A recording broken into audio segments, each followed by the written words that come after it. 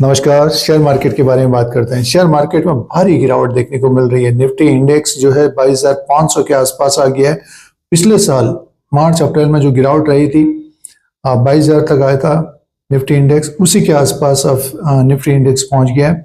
और जो heavy weights हैं उनमें भारी करेक्शन देखने को मिल रहा है। तो इसी के बारे में बात करते हैं। और जैसे कि मार्केट गिर रहा है तो उसके बारे में बात करेंगे, कुछ पॉइंट्स के बारे में बात करेंगे, आगे क्या इवेंट्स होने वाले हैं उसके बारे में बात करेंगे। और जो निवेशक अभी खरीद नहीं रहे हैं या खरीदारी कर रहे हैं या ऊपर की तरफ फंस गए हैं तो इस पॉइंट के ऊपर भी बात करते हैं।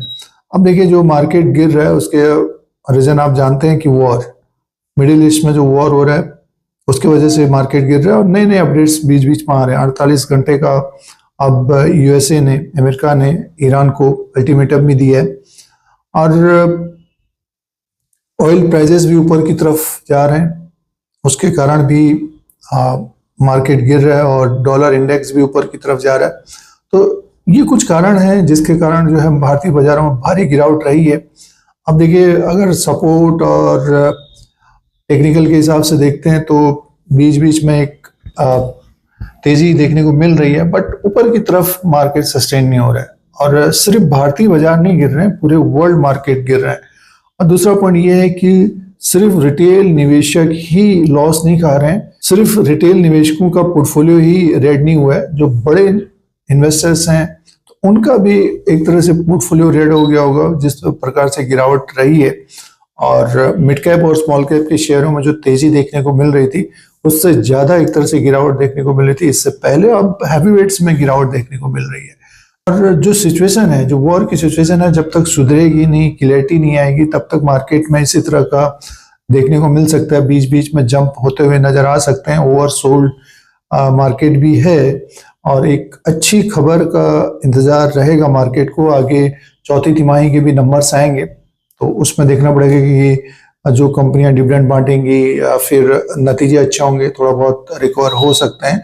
और जो कम समय के निवेशक हैं उनको अलर्ट रहना चाहिए। काफी समय पहले जब 25,000 में भी था तब भी बताने की कोशिश थी कि गिरते हुए मार्केट में जो कम समय के निवेशक होते हैं बाई साइड में, उनको एक तरह से अलर्ट रहना चाहिए। लिवरेज में जो कामकाज करते हैं और जो निवेशक लंबे समय के लिए खरीदारी कर रहे हैं, पार्ट में खरीदारी कर रहे हैं, तो अभी मार्केट नीचे की तरफ है और सिचुएशन सुधरेगा आगे तो रैली भी देखने को मिलेगी। देखिए, 2-3 महीने पहले निफ्टी इंडेक्स की जो बात हो रही थी 29,000 की बात हो रही थी। आज के दिन की बात करते हैं तो अब 22,000 में तो पहुंच ही गया, 22,500 के आसपास तो पहुंच ही है।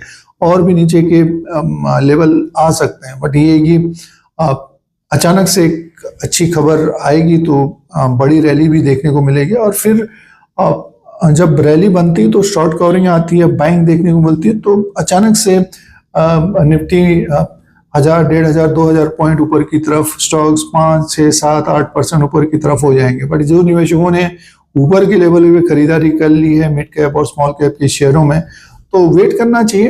अभी देखिए, जब मार्केट गिरता है तो जैसे आज खरीदारी की, दूसरे दिन फिर नीचे की तरफ दिखता है, इस तरह का रहता है। उसी तरह से जब बढ़ती मार्केट होती है तो उसमें भी दूसरे दिन गैप अप होता है, ऊपर की तरफ चला जाता है। तो आज खरीदा होता है तो कल ऊपर की तरफ होता है, इस तरह का रहता है। तो दोनों तरफ से ये मार्केट रहता है। और अभी बियर्स जो बेचने वाले हैं उनको ज्यादातर फायदा देखने को मिल रहा होगा और जो बुल्स हैं, जो खरीदार हैं, उनको नुकसान देखने को मिल रहा होगा। और बहुत सारे सेगमेंट है उसमें भी कारोबार होता है बाजार में। बट ये कि लॉन्ग टर्म में जो निवेशक बने रहते हैं बाजार में और कंपनी के बारे में जानकारी रखते हैं, उसके अनुसार निवेश करते हैं, तो उनका पैसा ज्यादा बनता है। ये अभी तक का हिस्ट्री रहा है। और जो फ्यूचर एंड ऑप्शन में करते भी हैं तो देखिए, उसमें काफी जल्दी जल्दी डिसीजन भी लेना पड़ता है। और इस तरह की मार्केट में जब गैप डाउन, गैप अप होता है तो उनको भी भारी नुकसान उठाना पड़ता है। तो अपनी जानकारी रखें, उसी के अनुसार निवेश करें। और कुछ समझ में नहीं आता है तो फिर SIP या फिर म्यूचुअल फंड के द्वारा ही निवेश करना चाहिए अगर मार्केट में निवेश करना है तो। नहीं तो FD है और भी है जिससे इनकम की जा सकती है रेगुलरली। और 22,500 के आसपास आ गया। और देखते हैं अगले 48 घंटे का जो समय दिया है यूएसए ने अमेरिका को, तो उसमें कुछ निकल कर आता है, पॉजिटिव निकल कर आता है, तो मार्केट रुकेगा भी, गिरावट रुकेगी तो फिर आप बाइंग भी देखने को मिल सकती है। तो इस तरह के अपडेट के लिए, शेयर बाजार की जानकारी के लिए धीरज सिंह स्टॉक मार्केट को सब्सक्राइब करें, लाइक करें, शेयर करें, कमेंट करें। धन्यवाद।